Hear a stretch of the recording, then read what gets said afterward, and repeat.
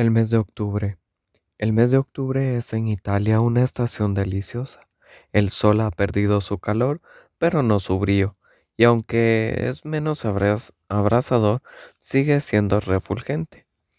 Al aparecer en el horizonte derrama esplendorosa luz sobre la soñolienta naturaleza. Como un príncipe indio, arroja puñados de piedras preciosas a sus cortesanos al entrar en el salón en que tiene su solio. Y las montañas diríase que adelantan sus erguidas cabezas de granito y los bosques extienden sus soberbios brazos como para recibir sus regios presentes. Cruza después por un cielo sereno y cuando al llegar a su término halla las olas del mar occidental que le ofrecen lecho de oro fundido cubierto con espléndido dosel de púrpura guarnecido de franjas más relucientes que el oro de Ofir y que adornan el lecho de Salomón. Extiende su inmenso disco y esparce más suaves resplandores como para despedirse del espacio recorrido, y apenas ha desaparecido por completo cuando ya nos envía radiantes mensajeros del hemisferio que visita, para recordarnos que volverá pronto a alegrarnos con sus destellos. Si sus rayos tienen menos fuerza, son en cambio más activos y fecundos. Algunos meses han sido necesarios para que el arrugado tronco de la vid, llenándose de savia, produzca lentamente primero verdes hojas, después rizadas y tiernas tijeretas y por último pequeños grumos de duros adraces, mas ahora las hojas ya son anchas y extendibles y merece tener un nombre propio que en las comarcas viníferas. Los antes separados y pequeños granos forman magníficos racimos, dorados ya unos como el ámbar y los otros de un espléndido color púrpura tras haber tenido el brillo del ópalo no menos hermoso. Es entonces cuando, eh, estando sentados en un lugar umbrío, en la ladera de una colina y pasear alternativa las miradas desde el libro que nos entretiene a la amena y variada campiña. Al soplar la brisa sobre los olivos de la ladera merece las hojas y saca de ellas luz y sombra, por ser ligeramente diverso el color que sus lados presenta, y según el sol alumbre con todo su esplendor, o las nubes sentan, y según el sol alumbre, pues el brillante tejido de los inmóviles pámpanos extiende sobre los redondos surcos intermedios la más bella gradaciones de los verdes más oscuro hasta el pardo y el amarillo.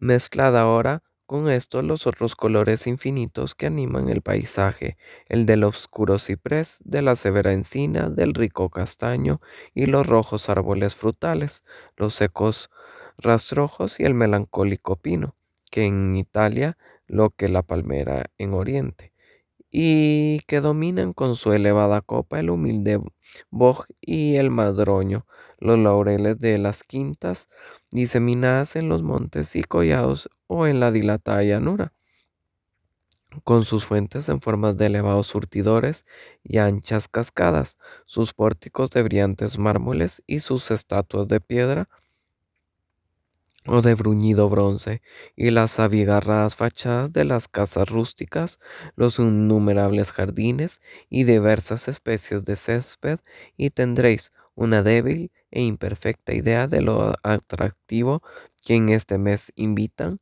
entonces como ahora, el patricio y el plebeyo a alejarse de lo que llamaba Horacio el bullicio y el humo de Roma, para ir a recrear la vista en las tranquilas bellezas del campo. Al aproximarse este hermoso mes, se advertía inusitado movimiento en las casas del campo. Abríanse puertas y ventanas para que el aire ventilase las habitaciones. Multitud de esclavos se ocupaban en fregarlas y quitarles el polvo, en recortar los setos dándoles fantásticas figuras, en limpiar los cauces de los arroyos artificiales y en arrancar las hierbas de los arenosos viales. El villicus o mayordomo vigilaba los trabajos, ya con duras palabras, ya con fuertes latigazos, hacía que sufriesen mucho, tal vez para que gozaran uno solo. Finalmente veíase los polvorientos caminos cubiertos de toda clase de carruajes, desde el enorme carromato cargado de muebles, tirado por bueyes, hasta el ligero coche arrastrado por fogosos caballos árabes, y como los mejores caminos eran demasiado estrechos y los conductores de entonces no serían menos parlanchines y vocingleros que los de nuestros días, fácil es imaginar cuánta gritería, cuántas pendencias y disputas y cuánta confusión habría en los caminos, y no se trata que hubiese un camino más preferido que otro. Las colinas Sabina, Tusculana y Albana estaban sembradas de espléndidas vías o de humildes cabañas, tales como las que podían ocupar un Mecenas o un Horacio. Hoy día, al recorrer la extensa campiña de Roma, desde la embocadura del Tíber, por Laurento, Lanubio y Anso hasta Gaeta y Bayas y otros puntos muy concurridos, en tiempos de baños, alrededor del Vesubio, se ven numerosas ruinas que indican la existencia de una larga calle de casas de campo. Sin embargo, no bastaba este espacio para calmar la fiebre que periódicamente se apoderaban de los romanos de pasar en el campo y los calores del estío, las márgenes del Benacus o el lago Mayor al norte de Milán, así como las deliciosas riberas del Brenta. Eran visitadas no solo por los habitantes de las ciudades vecinas y los viajeros de origen germánico, sino también por los ciudadanos de la capital del imperio. Uno de esos tiernos ojos de Italia, como Plinio llamaba a sus quintas, porque constituían sus más encantadoras bellezas, fue donde apresuróse Fabiola a trasladarse al día siguiente de la entrevista de Corvino con la esclava negra. Su quinta estaba situada en la falda de la colina que dominaba la bahía de Gaeta, y era notable como su casa de Roma, por el buen gusto con el que estaba dispuestos los ricos objetos que la alajaban, aunque no con tanta profusión.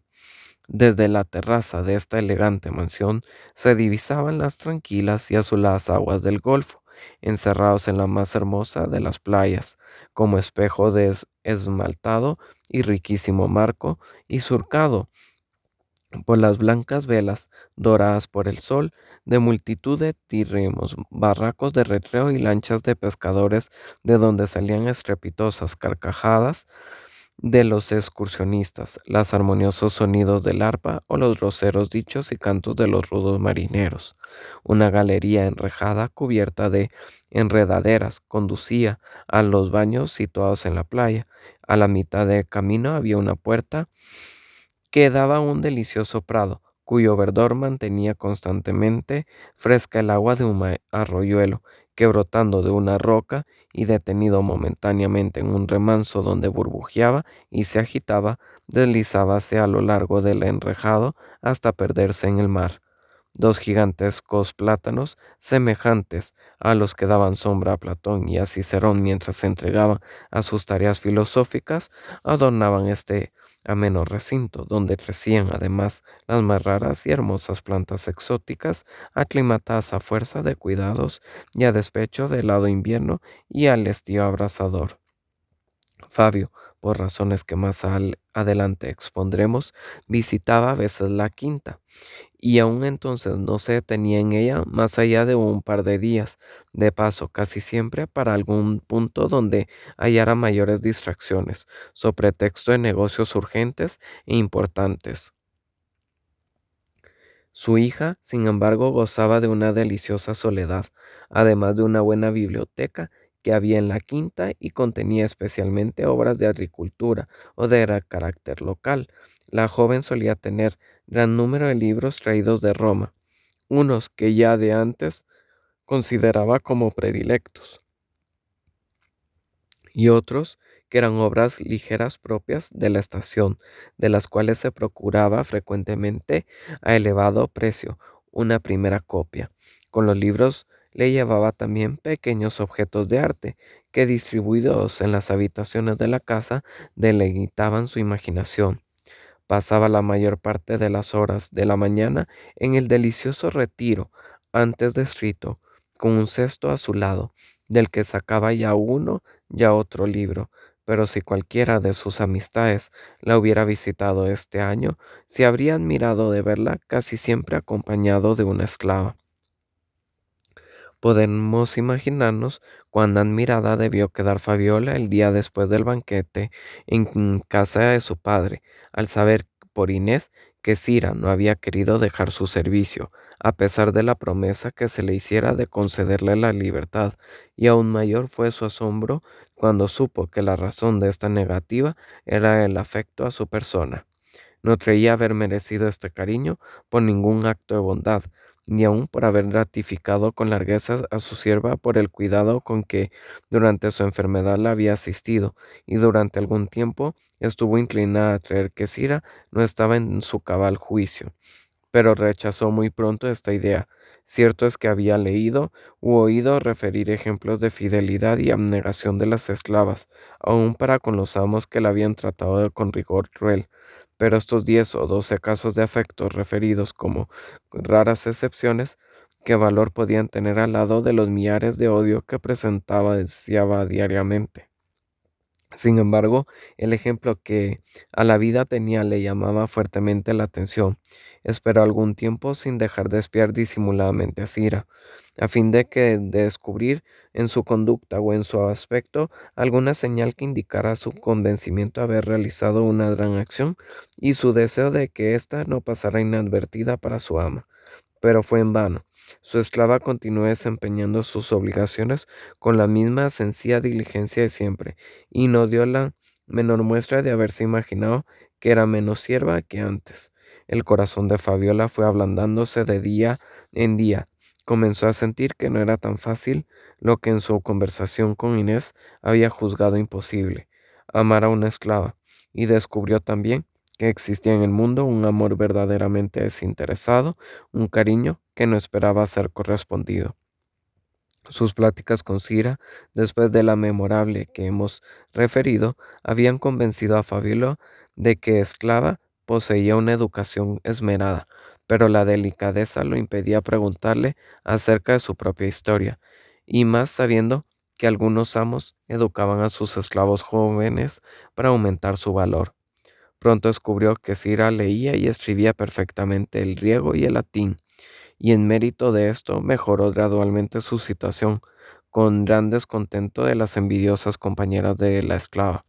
Mandó a Eufrosina que le diesen cuarto separado, lo que constituía para la pobre sierva la mayor de las comodidades, y la empleó a su lado como amanuense y lectora, mas ni aun así pudo observar en ella cambio alguno en su conducta o en su carácter, ni pretensiones ni orgullo. Por el contrario, cuando se le presentaba alguno de los quehaceres serviles que antes desempeñaba, pero que ya no le correspondía, se ocupaba en ellos con la mayor naturalidad, sin manifestar el menor deseo de encomendárselo a otra. La lectura que de ordinario se dedicaba a Fabiola era, como antes hemos dicho, de carácter abstracto y delicado, de literatura filosófica. Sorprendíale a menudo ver cómo Cira, con una sencilla observación, refutaba un argumento y aparentemente incontrovertible, rebajaba alguna hinchada declamación que ensalzaba las virtudes paganas o bien sugería una idea más elevada de moral o un modo más práctico de ejercer la justicia que los que proponían los escritores más autorizados, y observaba que esto no obedecía a un aparente sutileza e ingenio, ni procedía tampoco de la instrucción que daba una intensa lectura. Pues aunque las palabras, las ideas y el proceder de Cira manifestaban todo esto, los libros y doctrinas que leía eran para ella enteramente nuevos. Parecía tener dentro de sí misma un infalible criterio de verdad, una llave maestra que abría fácilmente todos los depósitos cerrados de conocimientos morales, una cuerda bien templada que vibraba en la perfecta armonía con todo lo justo y lo bueno, y que sonaba desagradablemente cuando leerían en el mal, el vicio y aun lo inexacto y lo poco delicado. Fabiola ansiaba descubrir este misterio cuya existencia conocía más por intuición que por lo que hasta entonces había observado, pero no se hallaba aún en condiciones de saber que el más bajo y el último en el reino de los cielos, y quien es más bajo que una esclava, es mayor en sabiduría espiritual, luz intelectual y privilegios celestiales que el mismo Bautista precursor. Era pues una deliciosa mañana de octubre cuando reclinadas la señora y la esclava cercana del arroyuelo pasaban el tiempo leyendo. Cansada la primera por la pesadez del libro que las entretenía, buscó algo de estilo más ligero y nuevo, y sacando el cesto un manuscrito dijo: Deja, Sira, ese estúpido libro, lee este que según me han asegurado, contiene cosas muy divertidas.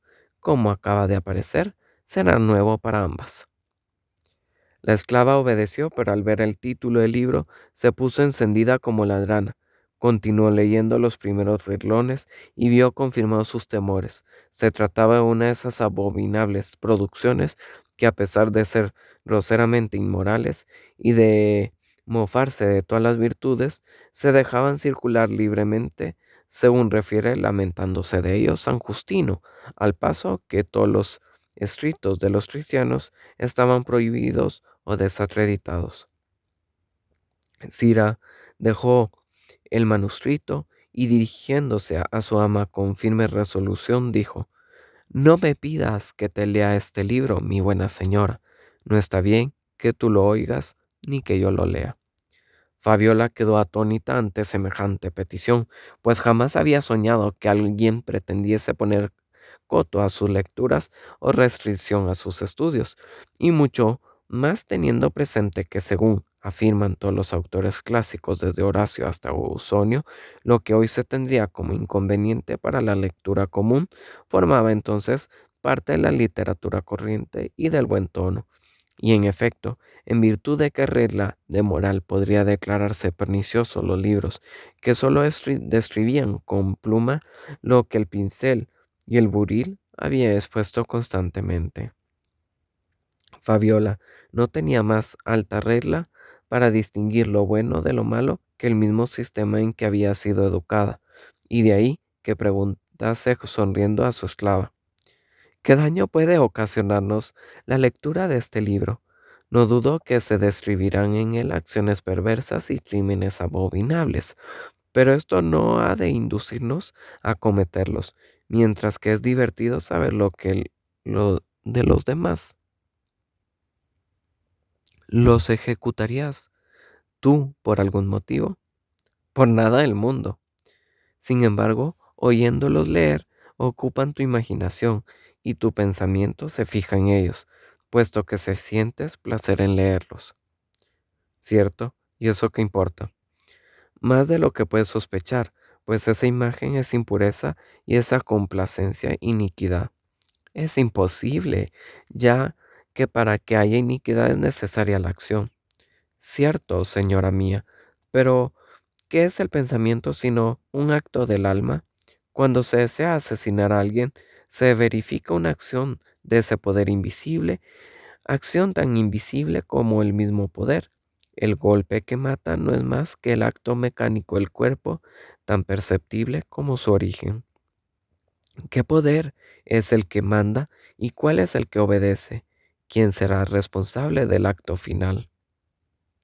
Te comprendo, repuso Fabiola, tras una breve pausa, algo mortificada. Pero queda en pie una dificultad. Según dices, hay tanta responsabilidad por los actos internos como por los externos. ¿Ante quién? Cuando hay un acto externo, comprendo que se incurra en responsabilidad para con la sociedad, ante las leyes, ante los principios de la justicia, porque esos actos engendran otros males. Mas si la acción es puramente interna, ¿ante quién puede caber la responsabilidad? ¿Quién ve semejante acción? ¿Quién podemos presumir que la juzgue? ¿Quién puede comprobar su existencia? Dios, contestó Cira con sencilla gravedad. Esta respuesta desconcertó a Fabiola, la cual esperaba alguna nueva teoría o un principio extraordinario, pero en vez de esto se engolfaba en lo que siempre había considerado una superstición, aunque no tanto ahora como en otro tiempo. ¿Cómo, Cira? ¿Crees que por ventura en Júpiter, en Juno o en Minerva, que es tal vez la familia más respetable del Olimpo? ¿Supones que alguno de ellos tiene alguna relación con nuestros asuntos? Lejos de eso, aborrezco hasta sus nombres y detesto las maldades de sus fábulas que sus fábulas simbolizan. No, no hablo de dioses ni de diosas, sino de Dios, Dios único y todopoderoso. ¿Y cómo lo llamas en tu sistema? No tiene otro nombre que el de Dios, y éste se lo ha dado los hombres únicamente para poder hablar de él, pero no expresa su naturaleza, su origen ni sus atributos. ¿Y cuáles son estos? Preguntó Fabiola con inquieta curiosidad. Su naturaleza es simple, como la luz es una e indivisible en todas sus partes, indefinible e inmaculado, penetra en todo, está siempre presente doquiera y es infinito. Existía antes que hubiera algún ser finito y existirá después eternamente. Poder, sabiduría, amor, justicia e infabilidad son inherentes a su naturaleza y tan ilimitados y omnímodos como su naturaleza misma. Solo Él puede crear, solo Él puede conservar, solo Él puede destruir. Fabiola había leído mucho acerca de las miradas inspiradas de las sibilas y pitonisas cuando pronunciaban sus oráculos, pero nunca hasta ahora las había visto. El semblante de la esclava resplandecía, brillaban apaciblemente sus ojos, inmóvil estaba su cuerpo. Las palabras brotaban de sus labios como si fuesen únicamente la boca de un instrumento musical al que diese sonido el aliento de un tercero. Su expresión recordaba involuntariamente a Fabiola las estáticas y misteriosas miradas de Inés, pues si en la niña eran más tiernas y graciosas, en la esclava eran más vivas y graves, que, que inflamables, graciosas y entusiastas son estos orientales, dijo para sí Fabiola, contemplando a Cira. No me extraña que en el Oriente sea considerado como la tierra clásica de la poesía y de la inspiración. Y cuando vio que se había calmado algo de la exaltación de la esclava, le dijo con el tono más dulce que pudo. ¿Piensas, Iras, que un ser como el que has descrito, superior a las más altas concepciones de la mitología, puede ocuparse de vigilar constantemente las acciones y ruines pensamientos de millones de criaturas? No es ocupación para él, señora, ni aun elección ni molestia. Lo he llamado luz. Es ocupación o trabajo para el sol enviar sus rayos a través del cristal de este arroyuelo hasta los guijarros de su lecho. Repara cómo por sí mismos alumbran y descubren lo bello y lo feo que ahí se alberga. No solo las burbujas que se levantan como perlas brillan por un momento y se deshacen en la tersa superficie, no solo los dorados pececillos que vienen a buscar en ellos el calor y la vida, no solo las chispas que al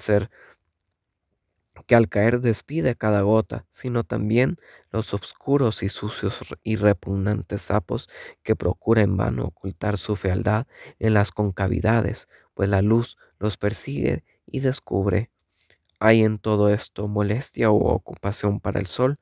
Seguramente que no, mas parecía haberla si tuviese que detener sus rayos en la superficie de las aguas transparentes y no iluminase sus profundidades, y lo que hace aquí lo realiza igualmente en el arroyo inmediato y en el que se encuentra a 1000 leguas de distancia, sin que aún aumentáramos hasta donde puede llegar la imaginación del número o la extensión de los objetos, podamos imaginarnos o creer que faltan rayos al sol para iluminarlos a todos.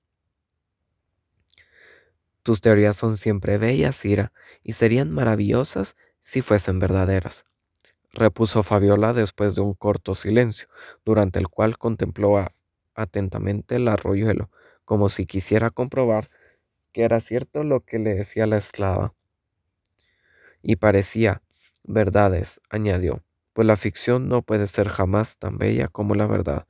Pero qué terrible idea, la que no haya estado nunca sola, la que nunca haya sentido un deseo, ni formado un secreto, un pensamiento, ni tenido un arrebato de loca fantasía, ni un infantil capricho que no haya sido conocido y observado por aquel que es la perfección misma. Terrible es pensar, si tu teoría es cierta, que una vive bajo las miradas constantes de un ser ante cuyos ojos los rayos del sol no son más que sombras, puesto que penetran hasta el alma. Esto sería más para arrastrar a uno al suicidio con objeto de librarse de tan insoportable vigilancia. Y sin embargo, Cira, lo que dices parece verdad. Fabiola miraba casi con fiereza al decir estas palabras. Su orgulloso corazón pagano se rebelaba contra la suposición de no poder estar nunca sola con sus propios pensamientos, o de que existiese un poder que registrase más íntimos deseos y sus ideas o caprichos. Y no obstante continuaba repitiendo, parece verdad.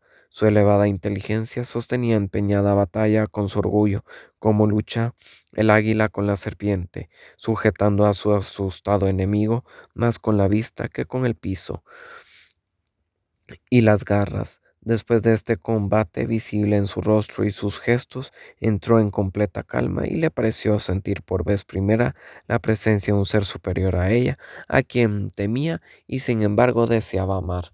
Humilló su espíritu, puso su inteligencia a los pies de este ser invisible, y su corazón confesó por vez primera que tenía un dueño y un señor.